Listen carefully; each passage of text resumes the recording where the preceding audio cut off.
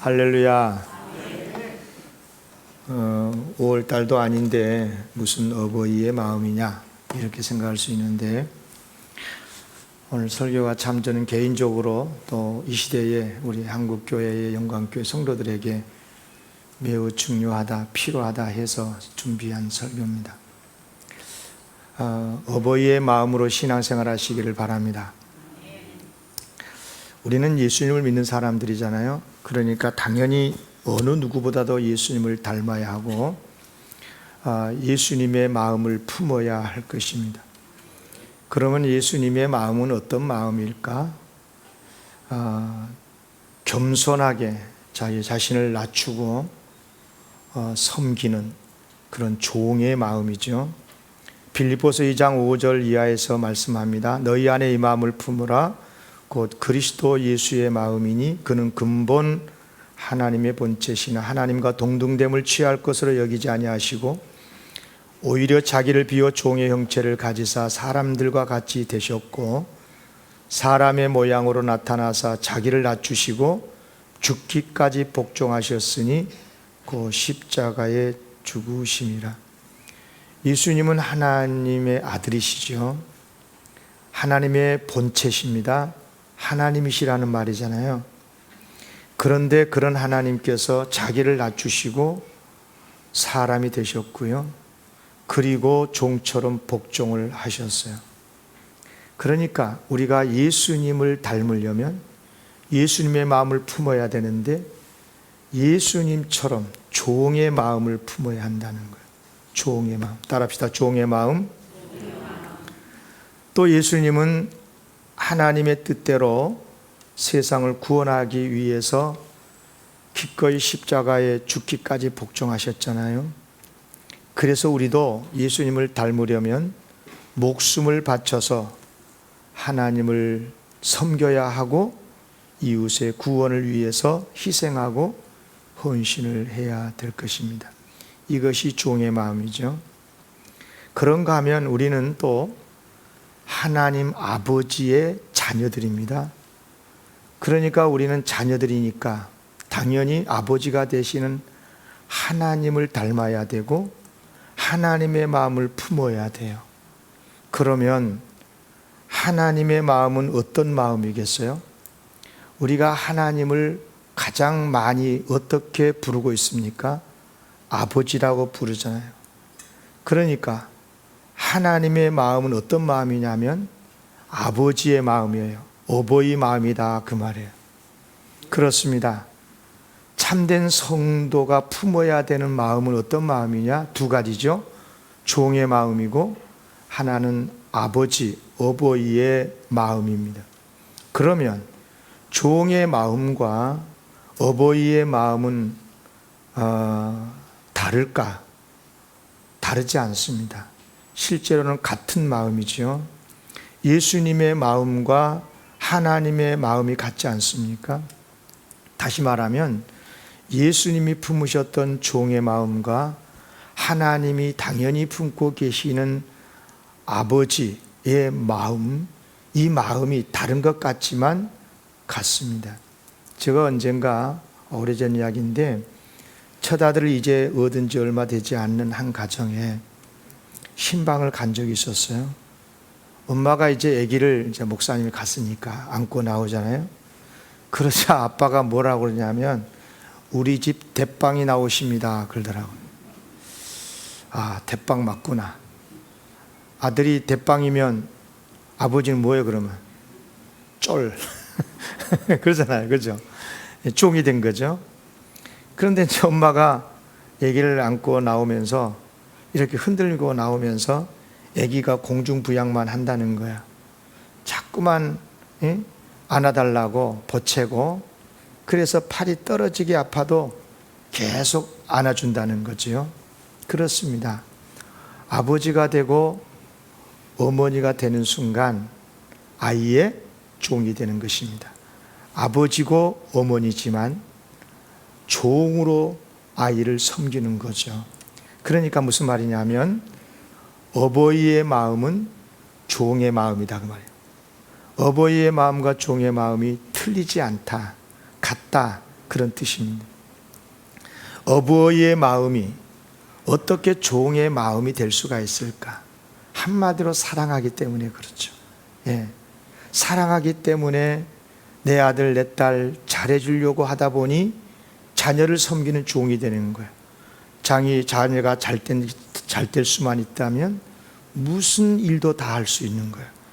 어떤 고생도 다 참는 거죠. 예수님께서 종의 마음을 품으셨던 이유도 마찬가지입니다. 우리를 사랑하시기 때문에 그래요. 먼저 하나님을 사랑하시기 때문에 하나님의 말씀에 절대 복종하는 종이 돼요. 하나님이시면서도 하나님의 종이 되는 거, 절대 복종인 거죠. 그런가 하면은 우리를 얼마나 사랑하십니까? 그래서 우리를 구원해 주시기 위해서, 우리가 잘 되게 하기 위해서 당신의 목숨까지도 바치시는 종이 됐다 그 말입니다. 그래요. 하나님을 닮은 어버이의 마음도 사랑의 마음, 예수님을 닮은 종의 마음도 사랑의 마음. 그렇다면 우리 그리스도인들이 품고 살아야 될 마음은 어떤 마음이냐? 따라하겠습니다. 종의 마음, 어버이 마음. 정확하게 아버지 마음 하려다가 요즘은 하도 이게 남녀가 비슷해서 엄마는 그럼 어디 갔냐? 그럴까 봐서 어버이 마음이라 했습니다. 따라합시다. 어버이 마음, 어버이 마음. 그런데 차이가 있어요. 이제 오해하지 말아야 될 게 이 부분인데, 어버이가 자녀를 위해서 종의 마음을 품는다 그래가지고 무조건 자녀가 원하는 대로 다 해주느냐? 그렇지 않습니다. 자녀에게 해로운 것은 절대로 안 합니다. 단호하게 막습니다. 그렇지 않아요? 대신 좋은 길로만 인도합니다. 자녀를 사랑하는 마음이긴 하지만 무조건 자녀가 원하는 대로 다 해준 게 아니고 가장 좋은 길로, 자녀가 가장 복된 길로 그렇게 지도하고 인도해 주는 겁니다. 자녀가 위험에 빠졌을 때 최선을 다해서 보호해 주고. 아멘입니까? 이게 바로 어버이의 마음, 아버지의 마음이다. 우리는 하나님을 사랑한 사람들입니다. 우리는 이웃을 사랑하는 사람들입니다. 그렇기 때문에 우리는 우리의 이웃이 된 가장 가까운 이슈죠. 가족을 사랑하고, 또 영적인 가족인 교회를 사랑하고, 우리가 사는 지역사회를 사랑하고, 우리의 조국 대한민국을 사랑하는 사람들이에요. 사랑해야 되는 것입니다. 그리고 사랑하기 때문에 이웃을 향한 우리의 마음이 때로는 종처럼 따르고 섬기고 낮추고, 속상해도 참고, 주인이 원하는 대로, 이웃이 원하는 대로 신실하게 섬겨야 되는 거예요. 종의 마음이 그러니까, 종이 그런 거니까 동시에 어버이 마음도 가져야 되는 거예요. 그러니까 이웃을 섬기는 종이 되면서 동시에 이웃을 보호해주고, 이웃을 바르게 인도해주고, 이웃이 잘 되도록 빌어주고 섬겨주고, 그런 어버이와 같은 마음, 어버이 같은 위치에서 인도를 해야 된다 그 말이에요. 그러니까 무슨 말이냐면, 종의 마음과 어버이의 마음은 같은 사랑에서 출발한 마음이기는 하지만 돕는 방법이 달라요. 이제 이 설교를 하려고 하는 거예요. 우리가 많은 경우에 종의 마음을 많이 생각을 합니다. 교회는 희생해야 된다, 성도들은 무조건 섬겨야 된다, 참아야 된다, 하기 싫어도 해야 된다. 종의 마음을 많이 강조해요. 틀리지 않아요. 반드시 그런 마음이 있어요. 우리 예수님이 품으셨던 마음이었었어요. 그러나 어버이의 마음은 돕긴 돕는데, 섬기기는 섬기는데 방법이 조금 달라요. 자 보세요. 종은 이웃을 돕되 자기를 희생합니다. 그렇잖아요. 이웃을 따릅니다. 그러면서 도와요. 그러니까 종의 마음은 어떤 마음이냐면, 바른 길을 가고 있는 사람을 돕는데 매우 유익해요. 바른 길을 가고 있으면 그 사람을 적극적으로 지지하고 돕고 섬기고 따르고, 아멘? 이게 종의 마음이에요. 그렇지 않습니까? 하나님을 예수님이 따랐어요. 절대 복종했어요. 왜? 하나님의 마음이 인류를 구원하시고 살리시려는 마음이니까. 그래서 그 마음의 뜻을 순종하기 위해서 예수님은 하늘의 권세를 버리시고 세상에 오셔서 종처럼 섬겨나갔다 그 말이에요. 아멘. 그리고 우리를 천국 보내주시기 위해서, 우리가 잘 되도록 하기 위해서 희생도 하시고 십자가에 죽으신 거죠. 그러나 어버이는 좀 달라요. 어버이는 자신을 희생하되 약한 이웃을 보호하고 심지어 악한 사람도 바른 길로 갈 수 있도록 인도하면서 도와주는 거예요. 예. 그래서 어버이의 마음은 누구에게 필요하냐? 악한 길을 사람에게 아주 필요한 거예요. 세상이 악한 세상이 될수록 종의 마음이 아니라 어버이의 마음이 매우 중요하다 그 말이에요.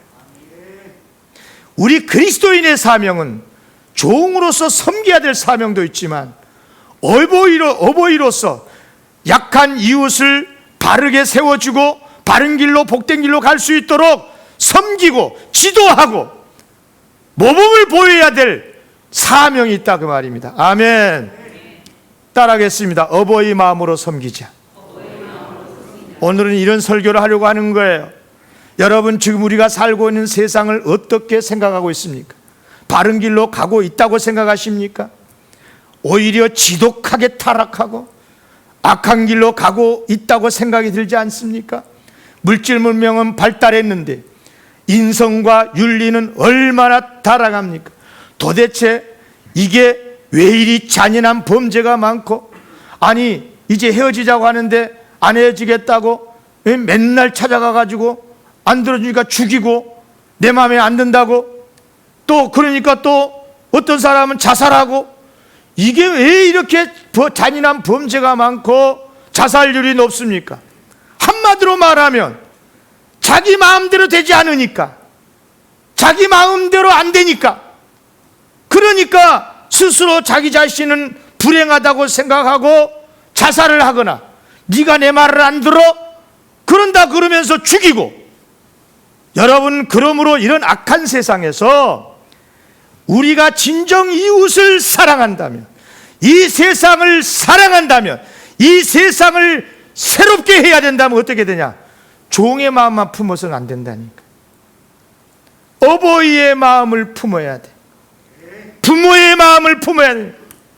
내 자식이 잘 되기를 바라고, 잘못되면 바르게 지도하고 매질도 하고 훈계도 하고, 그렇게 해야 되는 것처럼 어버이의 마음을 품고 살아야 된다. 무조건 자신을 희생하고 세상을 따라가면 안 되는 것입니다. 자녀들이 잘못돼 가고 있는데 무조건 따라가면 안 되는 것입니다. 세상이 타락하고 있는데 세상을 무조건 섬기면 안 되는 것입니다. 어버이처럼 정말 이웃을 섬기고 사랑하되 바른 길로 인도하면서 살 길로 갈 수 있도록 그렇게 섬겨야 되는 거예요. 여러분 가만히 보세요. 저는 이 부분에 요즘 관심이 많아요. 그런 관계된 책도 많이 읽고 있어요. 가만히 보세요. 이 시대가 올바르고 가고 있습니까? 지금 이 시대의 가장 최고의 인권이 뭐냐 그러면, 인권의 기본이 뭐냐 하면 자기 행복이죠. 자기 마음이 원하는 대로 돼야 그게 좋은 거예요. 그러니까 자기에게 불이익이 되고 자기 행복을 상하게 한다 싶으면 가족도 소용없고 부부도 소용없고 부모 자식도 소용없는 거예요. 기가 막힌 세상이에요. 왜? 아기 때부터 네가 최고야, 네가 최고야, 네가 행복해야 돼, 네가 행복해야 돼, 다른 사람이 중요한 게 아니야, 네가 인생이 주인공이야, 이렇게 가르쳐 놓으니까, 그러니까 이 어린 아이들이 가치관이 그렇게 형성이 돼서 어른이 돼가지고도 이웃을 보살필 생각을 안 하는 거예요. 희생할 생각을 안 하는 거예요. 자기 마음대로 안 되면 불행하다고 생각을 하고, 참으로 기가 막힌 세상에 가면 교육이 ABC가 틀린 거예요. 이러면 안 됩니다, 세상. 그러니까 죄를 죄라고 말하면 안 된대요. 이게 인권에 훼손된 거래요. 동성애가 죄다 그러면 안 된대. 인권 훼손시킨 거래요. 그래서 차별금지법을 지금 만들려고 하고 있잖아요. 그나마 그래도 기독교인들이, 특히 우리 한국 정서가 그래도 500년 유교 역사가 있어서 그런지 국민의 정서가 그건 아니다. 아무리 구라파가 어떻고 미국이 어떻고 대사관이 와가지고 뭐 인권 어떻게 말해도 그건 아니다, 그건 아니다. 그래도 우리나라 국민들의 정서는 그것을 잘 지키고 있는 것 같아. 할렐루야. 끝까지 지켜야 되는 거예요. 아멘. 그리고 교회가 앞장서야 되는 거죠, 그것은. 그렇습니다. 이런 점에서 오늘 본문의 주인공이라 할 수 있는 사무엘은 정말 우리에게 본이 되는 사람입니다. 사무엘의 마음에는 물론 종의 마음이 있어요. 종의 마음. 백성을 진심으로 사랑하고 섬기는 종으로서 정말 가장 낮은 자리에서 힘을 다해서 나라와 백성을 섬겼어요. 그는 사사였어요. 제사장이었어요. 그리고 선지자였었어요. 그렇지만 백성을 섬기되 지도를 하고 있었지만 절대 권세 부리지 않았어요. 자기의 자리 유지하기 위해서 권세 부리고 남 죽이고 그러지 않았어요. 철저히 백성을 섬기는 종의 마음으로 정말 그렇게 섬겼어요. 그런데 문제는 뭐냐면 이스라엘 백성이 너무 악해져 가는 거예요. 이게 잘못되는 거예요. 악한 죄악에 사로잡혀가지고 자기들 마음대로 하겠다는 거예요. 그래서 사무엘이 이스라엘 백성을 이대로 두면 안 되겠다고 생각을 한 거예요. 백성을 바로 잡아야 되고 바른 길로 인도해야 했습니다. 그러려면 종의 마음만 갖고는 안 되겠어요. 어버이의 마음, 아버지의 마음을 가지고 이스라엘 바르게 세워야 했었어요. 그래서 오늘 본문에 보면 이 사무엘이 하나님만을 섬길 것을 강력히 명령하면서 그렇지 않으면 이스라엘 백성도 나라도 왕도 다 망한다라고 말을 합니다. 자 보세요. 20절 읽어볼게요. 사무엘이 백성에게 이르되 두려워하지 말라. 너희가 과연 이 모든 악을 행하였으나 여호와를 따르는 데서 돌아서지 말고 오직 너희의 마음을 다하여 여호와를 섬기라. 24절 너희는 여호와께서 너희를 위하여 행하신 그 큰 일을 생각하여 오직 그를 경외하며 너희의 마음을 다하여 진실히 지키라. 그러면서 25절에 뭐라고 그랬냐? 만일 너희가 여전히 악을 행하면 너희와 너희 왕이 다 멸망하리라. 여러분, 하나님께서는요 이스라엘 정말 사랑하셨던 것 같아요. 보통 사랑한 게 아니에요. 그래서 애굽에서 구출해 주셔가지고 가나안 땅을 주셨어. 예? 그리고 영토를 주시고 나라를 세우셨어요. 그런데 묘하게도 하나님께서 왕을 세워주시질 않았어요. 왕정은 안 된다는 거예요. 왕 세우지 말라는 거예요. 이유가 뭐냐면 두 가지인데, 하나는 백성들로 하여금 오직 하나님만을 믿게 하시기 위해서 하나님만을 왕으로 섬기라는 거죠. 하나님은 틀림이 없으니까 늘 정의로우시고 바르신 분이고, 그리고 백성들이 잘되게 하는 것이 하나님 목적이니까. 그런데 왕이 되놓으면 왕은 절대 군주가 돼가지고 군대를 거느리고 나라를 다스리다 보니까 그렇게 되면 뭐 좋을 때만 있는 게 아니라 어려울 때도 있잖아요. 욕먹을 때도 있잖아요. 그럼 국민들이 왕을 불신하게 되고, 또 그런가 하면은 어려울 때 백성이 왕이 자기들을 구해줄 것을, 왕의 권세는 모든 걸 다 할 수 있다고 생각을 하고 자꾸만 왕만 쳐다보고 지도자만 쳐다보고, 그러니까 하나님을 믿지 않을 위험성이 있기 때문에 그래서 왕정을 하나님 허락하지 않으신 거예요. 또 하나는 뭐냐면 백성이 소위 속박받고 억압당하지 않도록 하시기 위한 거예요. 왕이 그런 거 있잖아요. 대통령도 하물며 그러는데 자기의 정권을 유지하고 왕정 자리를 튼튼하게 하기 위해서 권세를 가지고 백성을 억압할 위험이 항상 내재되어 있거든요. 그렇지 않습니까? 하나님께서 원하시는 것은 백성들이 평등하게 정말 행복하게 살기를 바라시는데, 그래서 하나님께서는 안 된다, 내가 왕을 안 세우고 싶어서가 아니라 왕을 세우게 되면 이런 위험성이 있으니까, 너희들의 자유를 잃고 너희들이 속박받을 위험성이 있으니까, 세금을, 왕정을, 궁궐을 다시 운영하려고 하면 많은 세금도 내야 되고, 그러니까 어려우니까, 그러니까 세워주지 않는다라고 말했어요. 다만 그때 사사라는 이 재판관을 세워서 국민들 간에, 백성들 간에 이렇게 약간 문제가 생기면 공정한 재판을 통해서 백성을 바르게 지도하게 해주고 자유롭게 민주적으로 살 수 있도록, 그런가 하면 일시적으로 전쟁 같은 국난이 일어났을 때는 군대를 모아서 나라를 지키고 백성을 구하게, 그렇게 하나님이 인도해 주셨던 거거든요. 사사시대가 300년의 역사입니다. 그런데 그 300년의 사사시대의 역사 속에서 이스라엘 백성들이 끊임없이 요구한 게 있었어요. 그럼에도 불구하고 우리에게 왕을 세워달라는 게 왕. 다른 나라는 막강한 군대를 거느리는 왕이 나라를 다스리고 지켜주는데, 그런데 우리들은 그런 왕이 없다는 거예요. 그러니까 불안하니까 왕을 세워서 우리를 좀 지켜달라는 거죠. 군대도 모으고. 그러나 사실 이것은 다 하나님을 믿지 못하는 불신에서 생긴 불안인 거죠. 하나님을 왕으로 믿는다면 하나님께서 다스리셔 주시는데, 하나님이 지켜주시는데 뭐가 불안하겠어요? 그런데 믿음이 부족해서 세상의 왕정 제도를 부러워하고 왕을 세워달라는 거예요.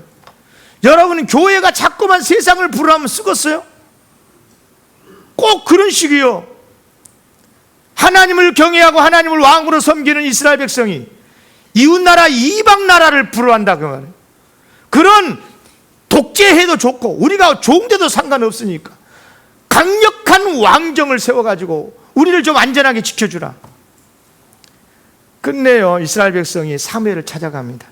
가가지고 왕을 세워달래요. 아예 데모하듯이 막 그냥 그렇게 요구를 했어요. 여러분, 사무엘은 알았어요. 아하, 이스라엘 백성이 더 이상 하나님을 왕으로 모시지 않겠다는 뜻이구나.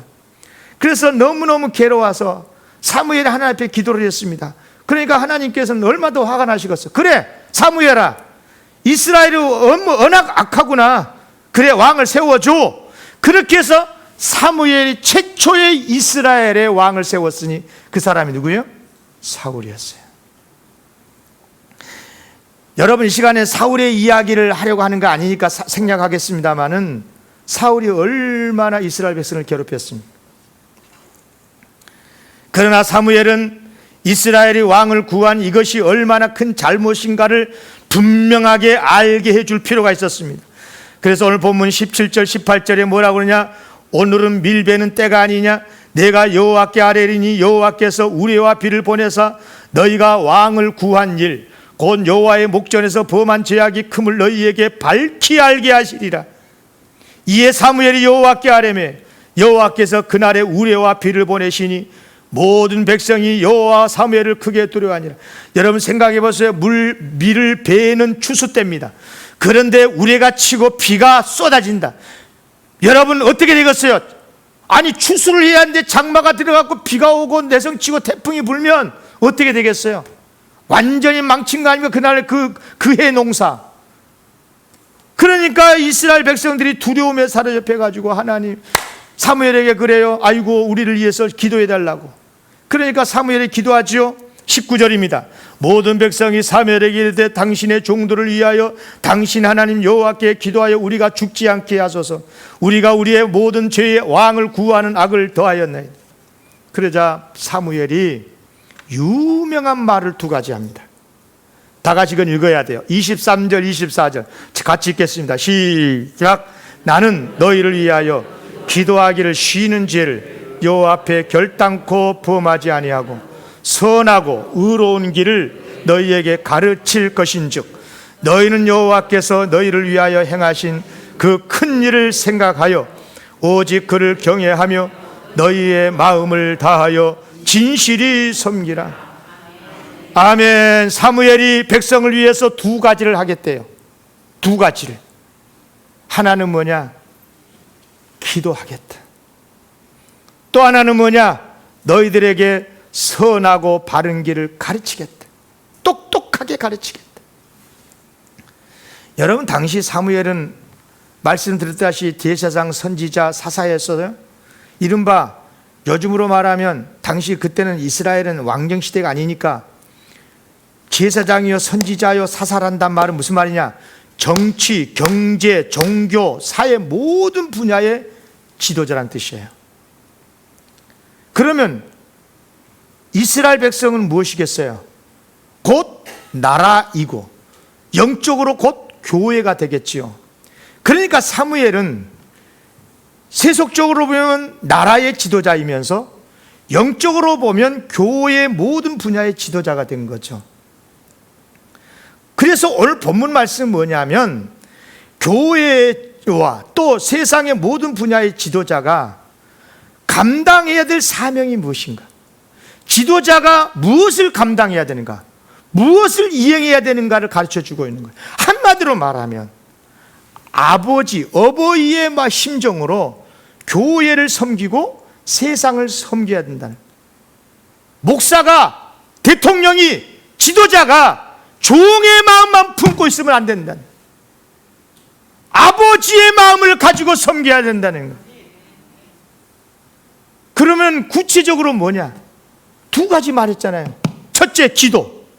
여러분, 지도자가요 가장 중요하게 여겨야 될, 정말 멈추서는 안 될 사명이 뭐냐면 기도하는 겁니다. 이유가 뭐냐? 두 가지 이유 때문에 그런데, 하나는 본인 자신이 능력 있는 지도자가 되기 위해서 그래요. 자 보세요. 아무리 훌륭한 지도자, 왕 아니라 어느 누구라도 부족한 부분이 있는 거예요. 여러분 죄송하지만 검찰총장 하셨던 분이 대통령 하셨잖아요. 지금 하시잖아요. 그러다 보니까 그 분야에는 잘 하실 수 있어요. 그것도 잘 모르겠지만. 그러나 정치계에 처음 들여다 보시니까 이런 부분 저런 부분에 국민들에게 불안한 마음을 많이 주는 부분이 있는 것 같아요. 제가 봐도 그래. 답답해, 때로는. 그렇게 쉽게 말하면 정치의 부분에 좀 약한 거예요. 그런데 사람은 다 그런 거예요. 경제 전문가는 아니잖아요. 그러니까 나름대로의, 사람은 다 부족하니까 그 분야의 전문가도 참모로 써서 같이 일을 해 나가되, 특별히 절대적인 은혜를 주시고 도움을 주실 수 있는 하나님을 의지해야 되고 하나님께 기도해야 한다, 그 말이에요. 여러분, 솔로몬이 그랬잖아요. 솔로몬이 왕이 되었을 때 하나님께 일천번제도 드리고 지혜를 구했잖아요. 지도자는 그럴 수밖에 없어요. 영적인 지도자인 목사도 마찬가지인데 그건 당연한 거고. 또 하나는 뭐냐면, 왜 기도해야 되냐면 백성을 바르게 세워야 되고 백성을 행복하게 해줘야 되니까. 여러분, 지도자의 목적은요, 엊그저께 보니까 야당 대표도 여당 대표도 다 똑같은 말 하더만. 지도자의, 대통령의 목적은 민생이다 그랬어요. 민생이 뭔 줄 아세요? 국민들이 잘 되고 행복하게 살게 해주는 거예요. 아멘? 이것만큼 중요한 건 없는 거잖아요. 그러니까 지도자가 어떻게 백성을 위해서 하나님께 도움을 구하지 않을 수 있겠어요? 사무엘은 그래서 정말 지도자니까 기도가 중요하다 했는데, 얼마나 중요하게 생각했냐면 기도를 쉬는 것을 죄라고 표현했다니까요. 기도하지 않으면 그게 죄래요, 죄. 무슨 못된 짓을 해갖고 죄가 아니고 기도하지 않으면 죄라는 거예요. 자, 23절 보세요. 나는 너희를 위하여 기도하기를 쉬는 죄를 여호와 앞에 결단코 범하지 아니하겠다. 우리가 이 기도를 강조할 때 이 성경 구절을 많이 인용하거든요. 그런데 이 말씀을 주목해서 보면요, 단순히 기도를 쉬는 게 죄란 뜻이 아니에요. 백성을 위한 기도하는 것을 쉬면 그게 죄라는 거예요. 자 보세요. 물론 제가 쉬지 말고 기도하라고 했으니까 기도를 쉬면 안 되겠죠. 그러나 오늘 본문 말씀 뭐냐면, 쉬지 말고 항상 기도하라고 교훈하는 말씀이 아니고, 어버이의 마음을 가지고 내가 섬기는 백성, 내가 섬기는 나라, 내가 섬기는 교회를 위해서 항상 기도하라는 거예요. 그렇지 않으면 죄라는 거예요. 여러분, 목사가 성도 여러분들을 위해서 기도 안 하면 죄 짓는 거예요. 그렇지 않겠어요? 그래야 성경은 말씀합니다. 어버이의 마음의 기도를 강력히 가르치고 있는 거예요. 지금 이스라엘 백성들이 어떤 사람이야? 지금 그들이 왜 왕정을 구하는 거예요? 하나님 버리고 인간을 왕으로 세워서, 예? 하나님의 다스림을 거부하는 거잖아요. 하나님께서 세우신 사무엘은 가르침을 거부하고, 사울이라고 하는 강력한 왕을 얻어가지고 행복해하고 좋아하고, 이제 우리나라도 이제 튼튼하겠다고 좋겠다고, 진짜 괘씸한 사람 아니에요, 하나님 입장에서 봤을 때. 그런데 사무엘은 이런 괘씸한 이스라엘 백성을 위해서 기도하기를 쉬는 것은 죄라고 그랬어요. 얼마나 역설적인 말씀인지 몰라요. 사람이요, 누군가를 위해서 기도할 때 나에게 도움을 주고 이렇게 좋은 관계에 있는 사람을 위해서 축복하면서 기도하기는 쉬워요. 그런데 나를 괴롭히고, 그렇죠? 잘못되고 그런 사람을 위해서 잘 되라고 기도하기가 쉽습니까? 근데 여러분, 그렇게 기도하지 않으면 죄래요, 죄래요. 여러분, 지도자는요, 기도만 많이 한다고 되는 게 아니고요, 아무리 자기를 위한, 자기 가족을 위해서 기도를 많이 해도 백성을 위해서, 이웃을 위해서 기도하지 않으면 기도를 쉬는 죄가 되는 거예요. 아무리 성령 충만을 받기 위해서 열심히 기도해도 성도들을 위한 기도가 쉬면 그게 죄를 짓는 거라는 거예요. 그래요, 모름지기 지도자는 자기가 섬기는 공동체, 그게 나라든 교회든 회사든 기도해야 비로소 올바른 지도자인 것이.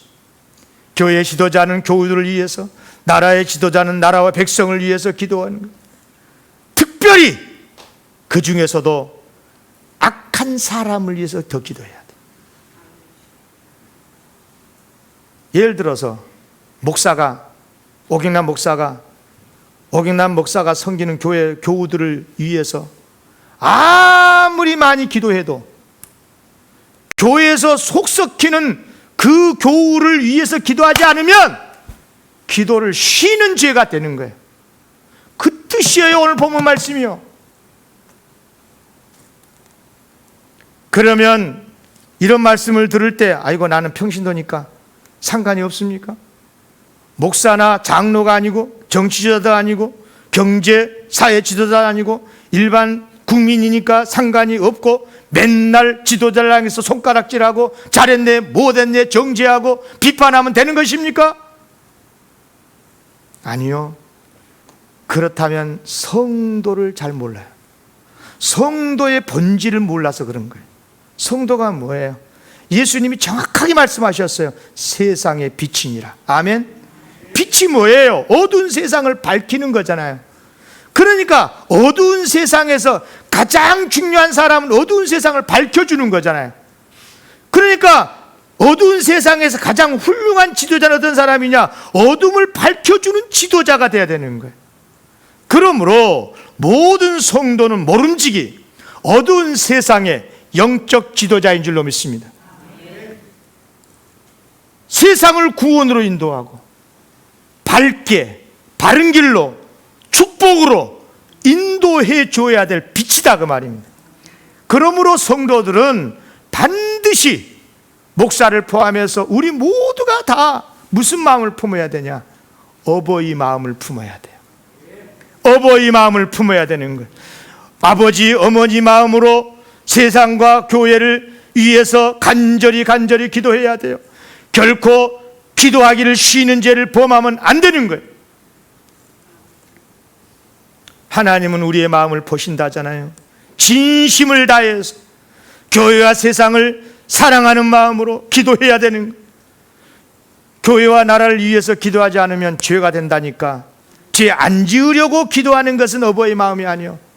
나 죄 안 지으려고 기도하는데 그게 무슨 올바른 기도겠어요? 그게 아니고 내가 죄 짓지 않으려고 기도한 게 아니라 정말 어버이의 마음은 내가 잘못되고 내가 어려움을 당할지라도 성도들이 형통하고 나라가 잘 되고 백성을 위해서 그렇게 기도를 하지 않으면 마음이 아파서 견딜 수가 없으니까. 이게 부모의 마음이 그런 거니까. 그런 마음으로 특별히 잘못된 내 아들, 딸들을 위해서 기도하지 않으면 견딜 수 없는 것처럼 잘못된 이웃 세상이 형통하도록 바르게 되도록 위해서 기도해야 된다 그 말이에요. 이게 바로 어버이의 마음인 줄로 믿습니다. 우리 기독교인들이 그런 마음을 품어야 돼요. 그렇습니다. 지도자가 그 공동체를 위해서 기도해야 됩니다. 또 하나, 사무엘이 백성을 위해서 하겠다는 게 뭐냐면 선하고 의로운 길을 정확하게 똑바로 가르치겠다는 거예요. 여러분, 선하고 의로운 길이 뭡니까? 뭐 여러 가지로 설명할 수 있지만 하나님의 말씀이겠죠. 그런데 이것도 마찬가지, 기도와 마찬가지로요, 단순히 성경을 많이 가르친다고 되는 게 아니고요, 어버이의 마음으로 지금 백성의 상태를 정확하게 알고 백성이 꼭 배워야 할 말씀을 가르친다는 거예요. 무슨 말이냐? 사람이요, 여러분 자녀들을 길러보셨잖아요. 건강할 때는 뭐 그냥 고기도 구워주고, 그렇죠? 생선도 구워주고, 뭐 이렇게 매운 김치도 먹을 수 있도록 그런 식단을 마련했다가 배가 아파 설사도 하고 그러면 어떻게 해야 돼요? 죽을 써서 먹여줘야 되잖아요. 그렇죠? 그러다가 다시 건강하게 회복이 되면 다시 또 정상적으로 식단을 마련하고, 똑같습니다. 하나님의 말씀을 가르친다고 그럴 때 그냥 무조건 말씀을 가르치면 안 되는 거고, 지금 백성들의 상태가 어떠냐, 우리 영광교회의 영적인 상태가 어떤가, 그것을 정확하게 진단하고 거기에 맞는 하나님의 양식을 먹여줘야 그것이 바른 지도자 그 말이에요. 아멘입니까? 예를 들어서 국가도 마찬가지. 지금 경제가 어렵다. 그러면 경제를 살릴 수 있는 그 방안을 집중해서 해야 되는 거예요. 지금 다른 것에 신경 쓸 일이 없잖아요, 지금요. 여러분, 거짓 선지자 중에 이런 거짓 선지자가 있어요. 물론 하나님의 성경에서 가르치는 복음 진리 자체를 근본적으로 잘못되게 가르치면 이단이지만, 이런 거짓 선지자도 있어요. 하나님의 말씀을 바르게 가르치긴 해요. 그런데 적용을 잘못하면 거짓 선지자가 됩니다. 예를 들어서 제가 목사니까, 제가 늘 설교하는 목사잖아요. 그런데 우리 영광교회 성도님들이 예수 그리스도의 십자가 은혜를 다 믿어요. 나 같은 죄인을 구원해 주셨으니까 십자가 은혜 할렐루야, 은혜 찬양하고 믿어. 그런데 사는 게 믿는 사람인지 안 믿는 사람인지, 그렇게 산다면 목사가 어떻게 설교해야 될까요? 매주일마다 십자가 은혜, 성도들의 마음을 평안케 해주는 그런 은혜만 전하면 거짓 목사인 거예요. 그렇지 않겠습니까? 지금 성도들은 지금 배탈이 나갖고 설사하고 있는데 맛있다고 계속해서 고기 구워주면 쓰겠습니까? 그때는 죽을 써서 줘야 되는 것처럼, 그럴 때는 바르게 살아야 됩니다. 우리가 하나님의 은혜를 입은 사람들인데, 우리 같은 죄인이 구원을 받았는데 우리가 하나님이 기뻐하시는 바른 삶을 살아야 되지 않겠습니까? 그렇게 설교해야 그것이 참된 선지자가 아니겠습니까? 아니, 맞으면 아멘 좀 해봐. 아멘.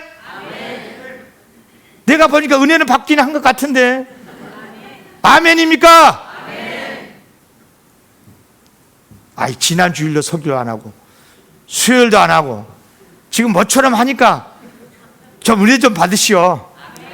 아멘. 말씀 마칠게요. 우리 한국 교회는 참 감사하게도요, 참 기도를 많이 하는 교회입니다. 세계적으로 새벽 기도 한국 교회 말고 없어요. 정말 대단한 교회입니다. 금요 심야 기도에, 야, 우리 한국 교회 대단합니다. 성경 공부 많이 합니다. 예배의 열정 대단합니다. 여러분, 코로나 때문에 뭐 예배가 뭐 어쩌고저쩌고 안 보인다 그러지만 저는 다 앞으로 모이게 될 줄로 믿습니다. 아멘. 그래서 교회가 부흥했고 성도 많아졌고 정말 감사할 일이에요. 그런데 지금 안타까운 게 뭐예요? 그러면 지금의 한국 교회가 기도도 많이 하고 성경 공부 많이 하고 뭐 24시간 TV에서 수없이 설교가 나오고 방송이 되고 있으니까 한국 교회가 지금 그럼 건강하고 바른 교회로 가고 있냐 이 말이에요. 아니잖아요. 말들이 많잖아요. 그러면 어떻게 해야 되는 거예요? 지금 이 한국 교회 강단에서 무슨 말씀이 선포돼야 되는 거예요? 우리 이렇게 살면 안 됩니다. 우리 그리스도인이 돼가지고 그렇게 살면 쓰겠습니까? 우리 바르게 삽시다. 구원받은 사람답게, 세상의 빛답게, 소금답게 그렇게 살아야 되지 않냐고, 그렇게 외쳐야 되지 않겠습니까? 아멘. 그래서 제가 설교가 조금 바뀐 거예요, 최근에요. 사랑하는 성도 여러분, 우리 모두 어버이의 심장을 가지고 신앙생활을 하기를 바랍니다. 교회도 사랑하고 성도님들도 사랑하고 우리나라 대한민국도 사랑하고 국민도 사랑하되 종의 마음만 갖고는 안 되겠더라고요. 어버이 마음을 가지고 정말 내 자식 잘 되기를 바라는 마음, 정말 내 아들 딸이 지금 어려움 속에 있을 때, 잘못된 길로 가고 있을 때 정말 가슴을 뜯으면서 하나님 살려주세요, 그런 심장을 가지고 우리나라를 위해서 기도하고 교회를 위해서 기도하고, 특히 형통한 이유만 위해서 기도하지 말고, 내가 야당 기지다고 야당만 위해서 기도하고, 여당 기지다고 여당만 위해서 기도하지 말고, 잘못된 사람들을 위해서 기도하고, 우리 기독교인들은 정죄하면 안 돼, 그들도 예수 잘 믿고 복되게 살게 해달라, 그렇게 기도하고, 그리고 진리를 가르치되 먼저 내가 바르게, 그렇잖아요. 부모 사면 그런 거잖아. 자식들은 다 어머니 부모님 이 뒷꼭지 보고 큰다며. 그러니까 내가 먼저 바르게 살아. 제가 언제 한번 이야기했죠. 우리 둘째가 이 초등학교 다닐 때 여기 파천교를 딱 여의도 갔다고 걸어오고 있는데, 이 자식이 이렇게 걷고 있더라고요. 배 툭 밀고. 저놈이 왜 저렇게 걷지? 근데 내가 이렇게 걷고 있더라고. 근데 그게 다 그 배운 거예요. 배워. 그렇더라니까. 그때 제가 뼈저리게 알았어요. 성도들이 못 본 것 같아. 다 보고 있구나, 다 알고 있구나. 여러분, 우리 그리스도인들은 내가 먼저 하나님 앞에서 바르게 설 때 하나님이 기뻐하시는 교회, 우리 하나님이 복 주시는 대한민국 될 줄로 믿습니다. 아버지의 심정으로, 부모의 심정으로 신앙생활 하시기를 기원합니다. 하나님 앞